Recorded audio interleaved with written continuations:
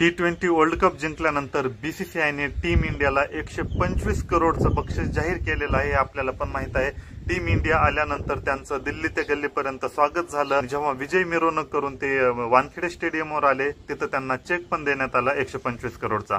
आता 125 करोड रुपये भेटल्यानंतर अनेक जणांच्या मनामध्ये प्रश्न आहेत की हे डिस्ट्रीब्युशन कसं होणार आहे, म्हणजे एका खेळाडूला किती रुपये भेटणार आहे। बरेच जण सरळ असा अंदाज लावत असतात की 125 करोड डिवायडेड बाय 11 म्हणजे जेवढे येईल तेवढे एका प्लेअरला भेटतील, परंतु असं नसतं। परंतु असं नाही, जेवढे काही मेंबर टीम सोबत गेलेले असतात T20 वर्ल्ड कप साठी त्या सगळ्यांना हिस्सा भेटत असतो। फक्त जे प्लेयर प्लेइंग 11 मध्ये जे खेळलेले असतात त्यांना जास्त पैसे भेटतात, परंतु बाकीचे जे काही सपोर्ट स्टाफ आहे त्यांना सुद्धा त्यातला हिस्सा भेटलेला असतो।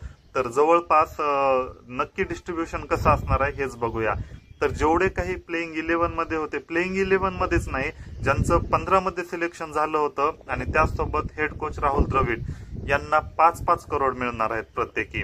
म्हणजेच जे रिझर्व्ह मध्ये ठेवले होते 15 मध्ये, जसं की यशस्वी जयस्वाल, यजवेंद्र चहल आणि संजू सॅमसन यांनी एकही मॅच खेळलेला नाही, परंतु ह्यांना पण 5 करोड रुपये भेटणार आहेत। आणि सोबतच जे प्लेइंग 11 मध्ये होते त्यांना तर 5 करोड भेटणारच आहेत। म्हणजे सांगण्याचा उद्देश की ज्या पहिल्या 15 ची निवड झाली होती त्या सगळ्यांना 5-5 करोड भेटणार आहेत आणि त्याच सोबत राहुल द्रविडला सुद्धा 5 करोड भेटणार आहेत। म्हणजे हेड कोच आणि प्लेइंग 11 आणि 15 मध्ये ज्यांची निवड झाली होती त्या सगळ्यांना 5-5 करोड भेटणार आहेत। त्यानंतर 2 नंबरला येतो जो अदर कोचिंग स्टाफ जो असतो ना, तो जसं की बॅटिंग कोच, फिल्डिंग कोच आणि बॉलिंग कोच आणि त्याचसोबत जे काही फिजिओथेरपिस्ट वगैरे जे सोबत असतात ना, म्हणजे एक प्रकारे जे कोचिंग स्टाफ मध्ये ज्यांचं सिलेक्शन झालेलं असतं तर त्यांना जवळपास 2.5 करोड रुपये भेटणार आहेत। याला फक्त एक्सेप्शन कोण आहे, राहुल द्रविड, जे की हेड कोच होते म्हणून त्यांना 5 करोड देण्यात आलेले आहेत। आणि बाकीचे जे काही कोच होते किंवा कोचिंग स्टाफ मध्ये असतात जसं की बॉलिंग, बॅटिंग हे सगळे कोच, तर ह्या सगळ्यांना जवळपास 2.5 करोड रुपये भेटणार आहे। त्यानंतर 3 नंबरला जे येतात ते बाकीचे सर्वच मेंबर, आता जे ज्यांची निवड रिझर्व्ह प्लेअर म्हणून झाली होती जसं की शुभमन गिल, खलील अहमद यासारख्या चौघांची जी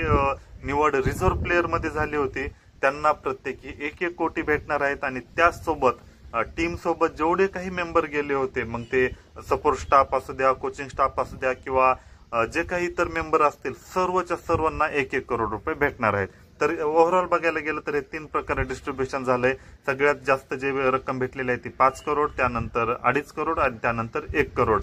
तर ही ओव्हरऑल जेवढे टीम सोबत जे मेंबर वेस्ट इंडिजला गेले होते टीम सोबत त्या सगळ्यांना अशा प्रकारे डिस्ट्रीब्युशन झालेलं आहे। तर ओव्हरऑल सगळे 42 मेंबर गेले होते आणि त्या 42 मेंबर मध्ये मी ज्या प्रकारे सांगितलं त्या प्रकारे डिस्ट्रीब्युशन झालेलं आहे 125 करोडचं।